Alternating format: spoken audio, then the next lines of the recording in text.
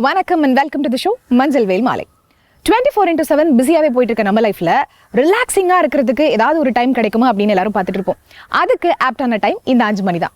So இன்னைக்கு நம்மளோட இந்த ஷோல என்னென்ன சூப்பரான விஷயங்களை பார்க்க போறோம் அப்படிங்கறத பார்க்க ரெடியா இருக்கீங்களா? வாங்க போலாம்.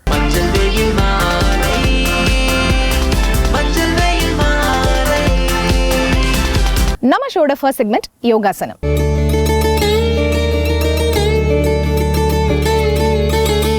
உடல் ஆரோக்கியத்துக்கும் சரி மன ஆரோக்கியத்துக்கும் சரி ரெண்டுத்துக்கும் ரொம்ப முக்கியமான பொதுவான ஒரு விஷயம் என்ன அப்படின்னு பாத்தீங்கன்னா யோகாசனம். இந்த யோகாசனத்தினால என்னென்ன பெனிஃபிட்ஸ் இருக்கு, இதை எப்படி பண்றாங்க அப்படிங்கறத பார்க்கலாம் வாங்க. அனைவருக்கும் வணக்கம். இன்றைய பகுதியில் நம்ம ஆசனங்கள் நீரிழிவு நோய்க்காக பார்த்துட்டு இருக்கோம். பகுதி 2. கடந்த பகுதியில் நம்ம பச்சி மோட்டானாசனாவும் உஷ்டாசனாவும் பார்த்தோம். அதே கீழே விரிப்புல வச்சு பண்ற மாதிரி பார்த்தோம். அதுக்கப்புறம் நாற்காலியில் எப்படி பண்றதுங்கிற மாதிரி சொல்லியாச்சு. இப்போ அதே மாதிரி பகுதி 2ல் ஒரு 3 ஆசனங்கள், சுலபமான ஆசனங்கள், அதே மாதிரி நாற்காலியில் எப்படி பண்றதும் நம்ம பார்த்துடலாம். இப்போ ஃபர்ஸ்ட் பண்ணக்கூடியது ஆசனம் மண்டுக்காசனா.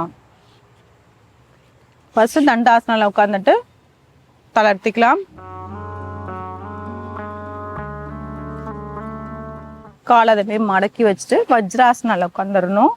வஜ்ராசனால உட்காந்துட்டு நல்ல முதுகு தண்டல் நேரம் ஆக்கிட்டு இப்போ கைகளில் கட்டை வரல் உள்ள வச்சுட்டு எல்லா வரலுமே நல்லா மூடிட்டு நல்லா இப்படி தூக்கிட்டு இந்த கையை இப்படி கொண்டு வந்து வைக்க போகிறோம். அதே மாதிரி இந்த கையை இப்படி கொண்டு வந்து வைக்க போகிறோம். நல்லா நம்மளோட இந்த வயிற்று பகுதி இழுத்து இந்த இடத்துல இருக்கக்கூடிய இப்படி வச்சு அழுத்த போகிறோம்.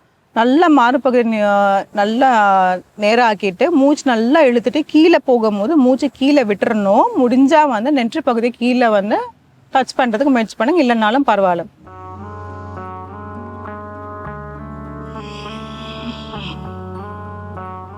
சில வினாடிகள்.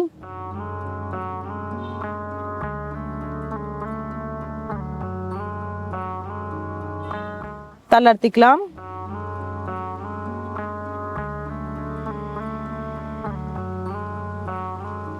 இந்த மாதிரி பண்ணும்போது கை இப்படி வச்சு பண்ணும்போது கொஞ்சம் வலிக்க தான் செய்யும். செய்யும் போதே கொஞ்சம் வலிக்க தான் செய்யும். ஆனால் அந்த அழுத்தம் நமக்கு தேவை. அப்போதான் நம்ம கணையத்துக்கோ சரி இந்த வயிற்றுப்பகுதியை சுற்றி இருக்கிற எல்லாமே மசில்ஸ்க்கு எல்லாத்துக்குமே ரொம்பவே நல்லதாக இருக்கும்.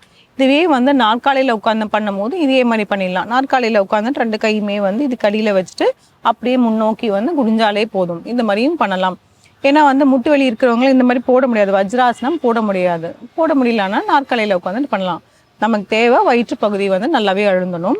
இப்போ இதுலேயே நம்ம என்ன செய்ய போறோம்னா இதுல இன்னொரு இது என்ன கவனிக்க வேண்டியது என்னன்னா, நம்ம இப்படி முன்னோக்கி போகும்போது நம்ம தலையை கீழே படலாம் அப்படின்னு சொல்லும் போது பார்த்தோம்னா நம்மளோட பின்பகுதி இந்த காலில் இருந்து நம்ம தூக்கக்கூடாது. அதையும் ஒரு இது கவனிச்சுக்கணும். அப்புறம் இன்னொரு 2வது டிப்பு என்னன்னா, நம்ம கீழே குனியும் போது நம்ம மாறுபகுதி இப்படி சுருக்கிடக்கூடாது. இப்படி வச்சுட்டே போகும்போது மாறுபகுதி இப்படி விரிஞ்சு தான் இருக்கணும். கைகள் 2மே இப்படி விரிஞ்சிருக்கணும். இன்னொரு முறையை செஞ்சிடலாம். இதே மாதிரி வச்சுட்டு நல்லா இப்படி எடுத்துட்டு நல்லா முதுகு தண்டை நேரம் ஆக்கிட்டு இந்த ஷோல்டரை நல்லா பின்னோக்கி தள்ளிட்டு இப்படி முன்னோக்கி இப்படி வரணும். கீழே போனதுக்கு அப்புறமேட்டு கை இப்படி சுருக்கிடக்கூடாது. அதுதான் ஒரு விஷயம் இருக்குது. நிறைய பேர் அதுல தப்பு பண்றதுக்கு சான்ஸ் இருக்கு. அதனால நான் சொல்றேன்.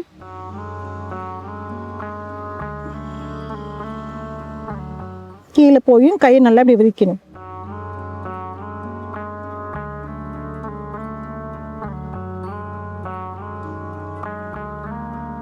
தளர்த்திக்கலாம். ஆழ்ந்த மூச்சு உள்ள இழுத்து வெளியே விடலாம்.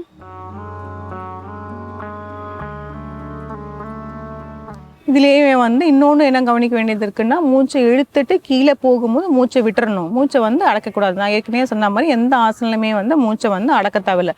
பிராணாயாமம் பண்ணும் போது ஒரு சில கும்பகம்ல மூச்சை அடக்கிறது அது பண்ற மாதிரி வரும். ஆசனங்களை எதுவுமே பண்ண தேவையில்லை. கால்களை தளர்த்திக்கலாம்.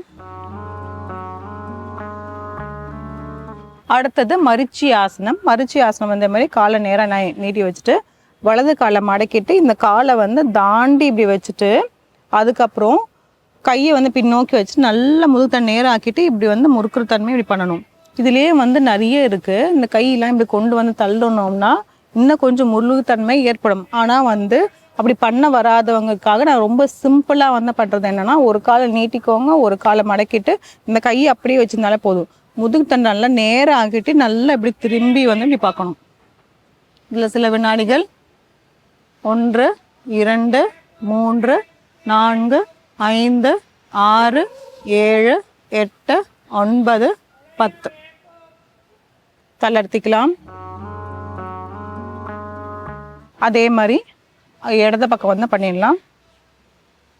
இடது காலை மடக்கிட்டு இந்த காலை தாண்டி இப்படி வைக்கிறோம். இன்னொரு காலை நல்லா நீட்டி இப்படி வச்சுட்டு இன்னொரு கையை வலது கையை இந்த முட்டி மேலே வச்சுட்டு இடது கையை பின்னோக்கி வச்சுட்டு முதுகு தண்டை நல்லா நேராக ஆக்கிட்டு தான் திருப்பணும். அப்படியே வந்து திரும்பினா திரும்ப முடியாது. அது நல்லா நேராக ஆக்கிட்டு இப்படி திரும்ப சொல்கிறது. சில வினாடிகள். 1 2 3 4 5 6 7 8 9 10 தளர்த்திக்கலாம். ஆழ்ந்த மூச்சு உள்ள இழுத்து வெளியே விடலாம். ஆக்சுவலாக இந்த வந்து அர்த்த மரிச்சி ஆசனம் பண்ணுறது வேறு மாதிரி, ஒரு காலை மடக்கிட்டு கையெல்லாம் கொண்டு வந்து வைக்கிறது இதாக இருக்கும். அதனால் இது உங்களுக்கு சிம்பிளாக சொல்கிறதுக்காக வந்து இந்த மாதிரி பண்ணும். இதுவே வந்து நாற்காலியில் உட்காந்து எப்படி பண்ணணும்னா, நாற்காலியில் உட்காந்துட்டு காலு கீழே தொங்க விட்டுட்டு கை மட்டும் லைட்டாக அப்படி வச்சு இப்படி முறுக்குனா போதும். ஏன்னா நம்ம அப்பர் பாடி மட்டும் பண்ணணுங்கிறதுனால வந்து சேரை வந்து இப்படி பிடிச்சிட்டு இப்படி நல்லா இப்படி திரும்பினாலே நமக்கு அந்த முருங்கத்தன்மை ஏற்பட்டுரும். அதே மாதிரி வலது பக்கமும் இடது பக்கமும் வந்து நாற்காலியிலே வந்து அப்படியே வந்து செஞ்சிடலாம். இப்போ அடுத்த ஆசனம், ஆசனம் 3. இதில் வந்து என்ன பார்த்தோம்னா கோணாசனா தான். கோணாசனம் ரொம்ப சுலபம். ஒன்றும் இல்லை, இந்த மாதிரி சுக்காசனால உட்காந்துட்டு கையை வந்து இப்படி நல்லா இடது கையை இப்படி வச்சுட்டு வலது கையை காது மேலே இப்படி வச்சுட்டு இப்படி கொண்டு வந்து நல்லா இப்படி வந்து பெண்ட் பண்ண போகிறோம். இந்த ஷோல்டர் வந்து பின்னாடி வரணும். சில வினாடிகள். 1 2 3 4 5 6 7 8 9 10 தளர்த்திக்கலாம். அதே மாதிரி வலது கையில் 1 2 3 4 5 6 7 8 9 10 தளர்த்திக்கலாம். இதுவே நாற்காலியில் உட்காந்து பண்ணுறது ரொம்ப சுலபம் தான். அதே மாதிரி கால் கீழெல்லாம் தொங்க போட்டுட்டு கைகள் மட்டும் வச்சு நல்லாவே வந்து இப்படி சைடில் பெண்ட் பண்ணலாம்.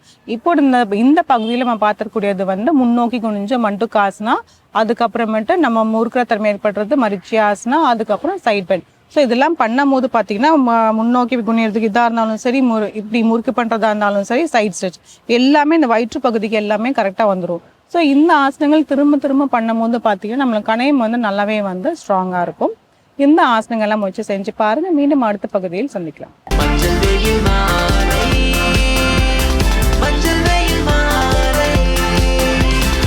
நம்ம ஷோட நெக்ஸ்ட் செக்மெண்ட் இங்கிலீஷ்ல பேசலாம். இங்கிலீஷ்ல பேசணும் அப்படிங்கிறது பல பேரோட கனவாவே இருந்துட்டு வருதுங்க. ஸோ அந்த ஒரு கனவை எப்படி இந்த செக்மெண்ட்ல நனவாக்குறாங்க அப்படிங்கறத பாருங்க. ஹலோ ஃப்ரெண்ட்ஸ், இன்னைக்கு நம்ம இங்கிலீஷில் பேசலாங்கிற நிகழ்ச்சியில் புதுசாக என்ன பார்க்க போகிறோம், ஆல்ரெடி என்ன பார்த்துட்டு இருக்கோம் அப்படிங்கிற ஒரு சின்ன நினைவூட்டலோட இன்னைக்கான கிளாஸை ஸ்டார்ட் பண்ணிடலாம். ஸோ நம்ம ஆல்ரெடி எதை பற்றி பார்த்துட்டு இருந்தோம், டென்சஸ், அதாவது காலங்கள்ன்ற விஷயத்தை பற்றி பார்த்துட்டு இருக்கோம். ஸோ இந்த காலங்கள் அப்படிங்கிறது நமக்கு என்ன பண்ணிட்டு இருக்கு, ஒவ்வொரு காலத்தையும் எப்படி சொல்லலாம், அதாவது நிகழ்காலத்தில் எப்படி சொல்லலாம், இருந்த காலத்தை எப்படி சொல்லலாம், எதிர்வரும் காலங்களை எப்படி பேசலாம் அப்படிங்கிற மாதிரி இருக்கு. இதில் நமக்கு 12 கேட்டகரிஸ், அதாவது 12 கைண்ட்ஸ் ஆஃப் டென்சஸ்மே நமக்கு இருக்கு இல்லையா. ஸோ ஒவ்வொரு டென்ஸுமே ஒரு பாசிட்டிவாக பேசக்கூடிய விஷயங்கள், நெகட்டிவாக பேசுகிற விஷயங்கள், அண்ட் இன்ட்ராகேட்டிவ் கேள்விகளாக கேட்கக்கூடிய விஷயங்கள், அந்த மாதிரின்னு இருக்கு. ஸோ ஒவ்வொன்றும் ஒவ்வொரு விஷயத்த கரெக்டாக அவங்களுக்கு ப்ரொஜெக்ட் பண்ணிக்கிட்டே இருக்கும். ஸோ அப்போ நம்ம பேசுகிற விஷயங்கள் வந்து பாசிட்டிவ், நெகட்டிவ், இன்ட்ராகேட்டிவ் அப்படிங்கிறத எப்படி கொண்டு வரும் அப்படிங்கிறது தான். ஸோ நான் கேள்வி கேட்குறாங்க, ஒருத்தவங்க ஆப்போசிட்ல இருக்கவங்க என்ன கேள்வி கேட்குறாங்கன்னா அவங்களுக்கு நான் பதில் கொடுக்கணும் இல்லையா. அந்த பதில் கொடுக்கறது எப்படி இருக்குது அப்படிங்கிறது ரொம்ப முக்கியம். ஸோ நான் கொடுக்குற பதில் வந்து நான் அவங்களுக்கு அதுக்கு தக்குன மாதிரி நான் கொடுக்கணும் இல்லையா. ஸோ அப்போ நான் பாசிட்டிவாக அவங்க கேட்குற கேள்விகளை நான் அண்டர்ஸ்டாண்ட் பண்ணி அதுக்கேற்ற ஆன்சரை கொடுக்கணும். அந்த வெக்காபுலரிஸ் நம்ம பயன்படுத்தக்கூடிய ஆக்ஷன் வார்த்தைகள்னு இருக்குது. ஸோ இந்த ஆக்ஷன் வார்த்தைகளோட வெக்காபுலரிஸுமே நான் என்ன பண்ணுற மாதிரி இருக்கும், கரெக்டாக கொடுக்குற மாதிரி இருக்கும் செயல் வார்த்தைகள் அப்படிங்கிறது.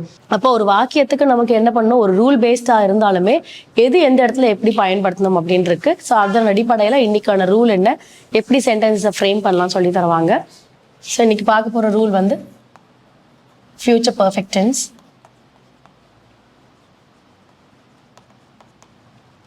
ஸோ இதில் நம்ம எக்ஸ்க்ளூசிவாக பார்க்குறது வந்து இன்ட்ரோகேட்டிவ்.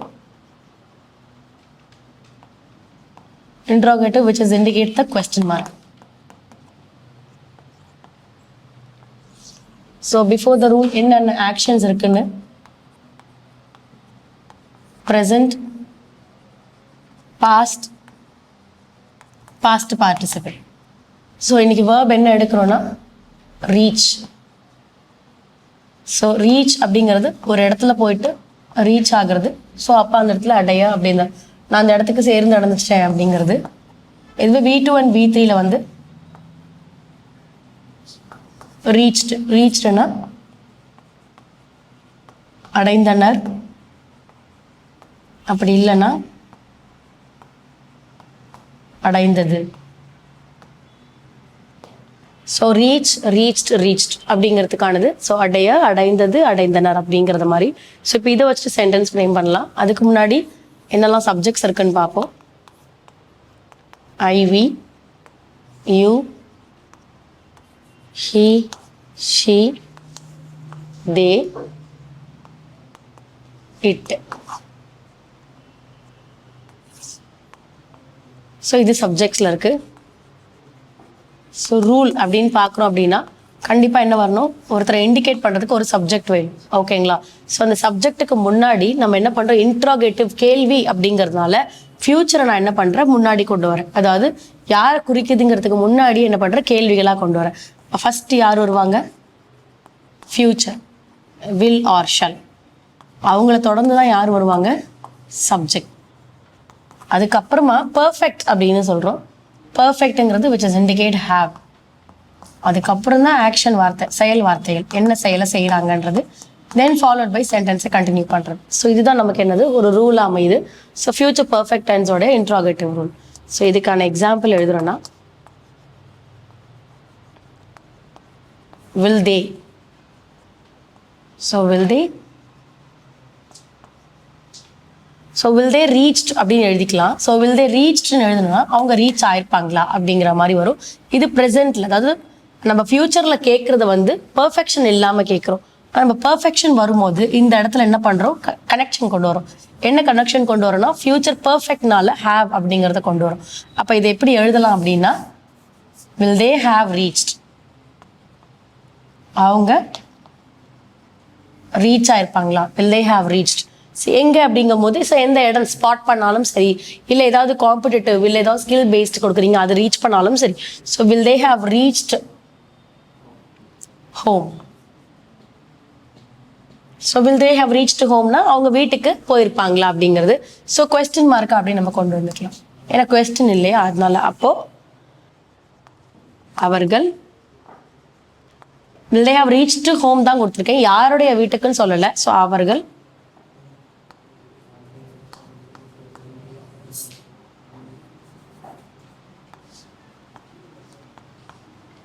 வீட்டிற்கு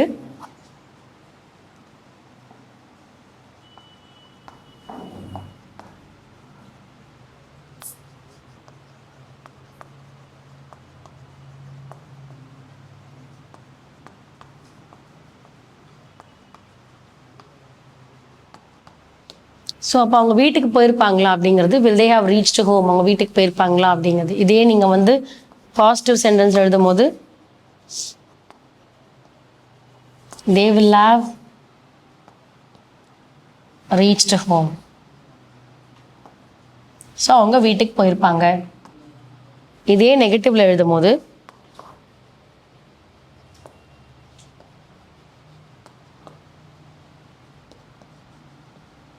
they will not have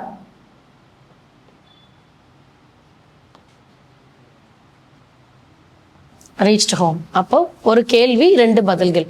will they have reached homeனா அவங்க வீட்டுக்கு போயிருப்பாங்களா, சென்றிருப்பார்களா அப்படிங்கிறது. அதே பாசிட்டிவ்ல எழுதுறீங்க they will have reached home, அவங்க வீட்டுக்கு போயிருப்பாங்க.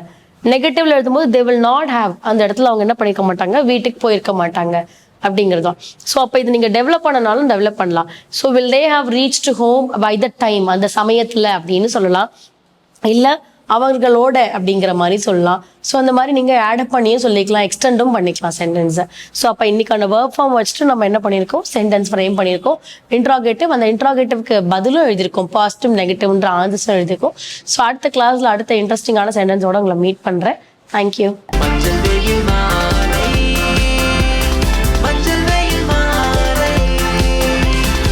நம்ம ஷோட நெக்ஸ்ட் செக்மெண்ட் தெரிந்து கொள்வோம்.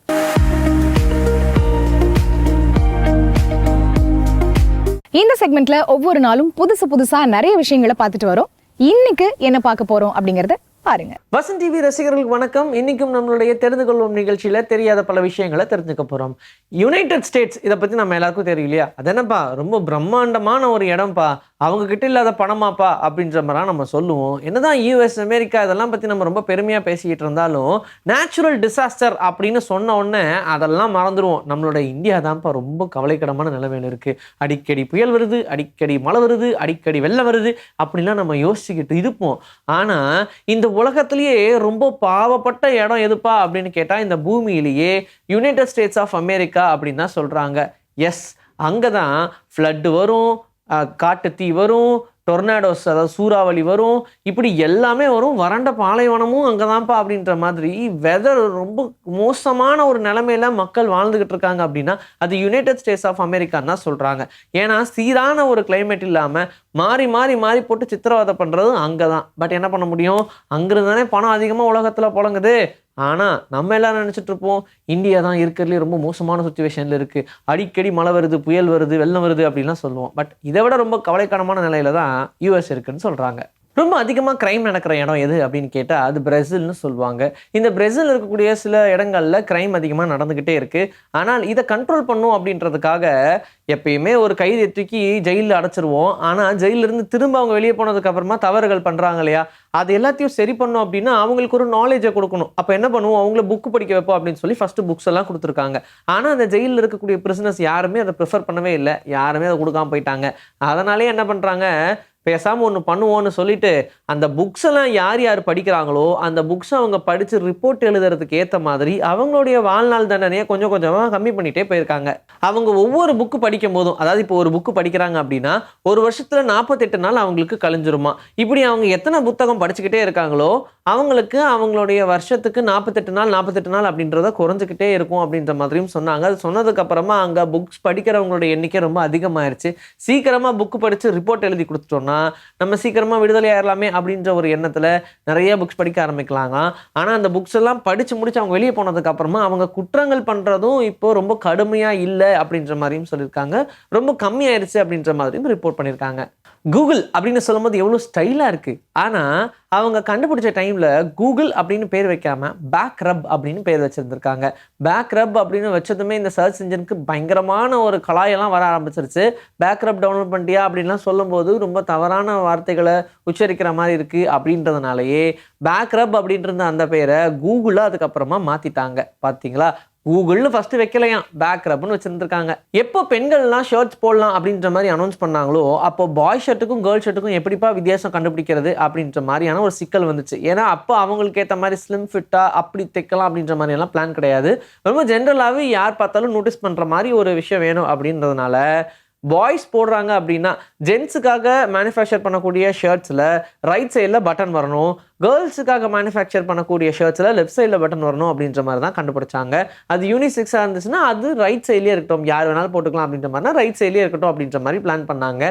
பட் இப்போ வரைக்கும் அதை நிறைய பேர் ஃபாலோ பண்ணுறாங்களா அப்படின்னு தெரியல. பட் பெரிய பெரிய பிராண்ட்ஸ் இப்போ வரைக்குமே லெஃப்ட் ரைட்டை கரெக்டாக ஃபாலோ பண்ணிட்டு தான் இருக்காங்க. இப்போ இருக்கிற கணக்குப்படி பார்க்கும்போது 300-200 வருஷத்தில் இங்கே இருக்கக்கூடிய ஒவ்வொரு கண்ட்ரியுமே அழிஞ்சிரும் அப்படின்னு சொல்கிறாங்க.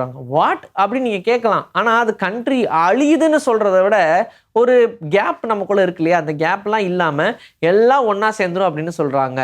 ஏன்னா இப்போ இருக்கக்கூடிய அந்த தனித்துவம் என்ன, நம்ம இங்கே இருக்கோம், சவுத்தில் இருக்கோம், அவங்க வெஸ்ட்டில் இருக்காங்க அப்படின்ற மாதிரி இருக்கும். அண்ட் நம்ம கடையில் கடல் இருக்கும், ரோட்ஸ் இருக்கும், அதனால நம்மளால அங்கே காடுகள் இருக்கும், அதனால அதுக்குண்டான கேப்பு நம்ம பார்டர்லாம் போட்டு வச்சுருக்கோம் இல்லையா. ஆனால் இப்போ போக போக என்ன ஆக போகுதுன்னா எல்லா காண்டினென்ட்டும் ஒன்றா சேரப்போகுது அப்படின்னு சொல்கிறாங்க. அந்த காண்டினென்ட்லாம் ஒன்றா சேர்ந்துச்சுன்னா கண்ட்ரி கடையில் கேப்ஸே இருக்காது. நம்மளோடைய சேஃப்டிக்காக பார்டரில் நிற்க வச்சு பாதுகாக்க வேண்டியதான் இப்போ பண்ணுற மாதிரியே. அதனால் எல்லா காண்டினென்ட்டும் ஒன்றா சேரப்போகுதுன்னு சொல்கிறாங்க. அதுக்கு பேர் பேஞ்சியா அப்படின்னு சொல்கிறாங்க. ரொம்ப சீக்கிரமாகவே இது நடக்க போகுது. ரொம்ப சீக்கிரமான நாளைக்கே நினச்சிக்காதீங்க, ஒரு 200-300 மில்லியன் இயர்ஸில் நடந்துடும். டால்ஃபின்ஸ் எல்லாமே ரொம்ப ரொம்ப சேட்டை பிடிச்சது தான், அது நமக்கு தெரியாதா. ஈவன் டால்ஃபின்ஸை வச்சு இப்போ நிறைய ஷோஸ் பண்ணிட்டு தான் இருக்காங்க. நீங்கள் தாய்லாந்து மாதிரியான இடங்களுக்கு போனால் டால்ஃபின் ஷோஸ்லாம் நீங்கள் பார்க்கலாம், அது நடந்துக்கிட்டே தான் இருக்குது. ஹியூமன்ஸோட ரொம்ப ஃப்ரெண்ட்லியாக பழகக்கூடியது டால்ஃபின். ஈவன் டால்ஃபின்லாம் சேர்ந்து ஷார்க் கிட்ட இருந்து ஒரு கூட்டத்தையே காப்பாச்சுலாம் கேள்விப்பட்டிருக்கோம். இந்த டால்ஃபினும் எப்படி மனுஷங்களோட அட்டாச்சாக இருக்கோ அதே மாதிரி மனுஷங்கள மாதிரியே ஒரு பழக்கமும் இருக்குது. என்னென்னா அதுதான் இதுதான் போதை அப்படின்னு சொல்கிறாங்க. இது என்ன பண்ணுதுன்னா பஃபர் ஃபிஷ் அப்படின்ட்டு ஒரு ஃபிஷ் இருக்குங்க. அதை கடிச்சா இதுக்கு போதை ஆகிடும். உடனே இது சூப்பராக போதை ஆகணுன்றதுக்காக அதை நச்சு ஒரு 4 கடி கடிக்கும். கடிச்சு முடிச்சதுக்கப்புறம் அவங்களுடைய ஃப்ரெண்ட்ஸுக்கெலாம் ஷேர் பண்ணி ஜாலியாக கடிச்சிட்டு அந்த பஃபர் ஃபிஷ்ஷுக்கு எதுவும் ஆகாது. கடிச்சு முடிச்சதுக்கப்புறம் அதை விட்டுருவாங்க. அதோடைய சின்ன சின்ன காயங்களும் ஹீல் ஆயிரும் அப்படின்னு சொல்கிறாங்க. அதனால் இந்த பஃபர் ஃபிஷ் எப்போல்லாம் கிடைக்குதோ அப்போல்லாம் அதுக்கு குஜால்ஸ் தான் அப்படின்ற மாதிரி கடிச்சு போதை ஏற்றிக்கிதான்.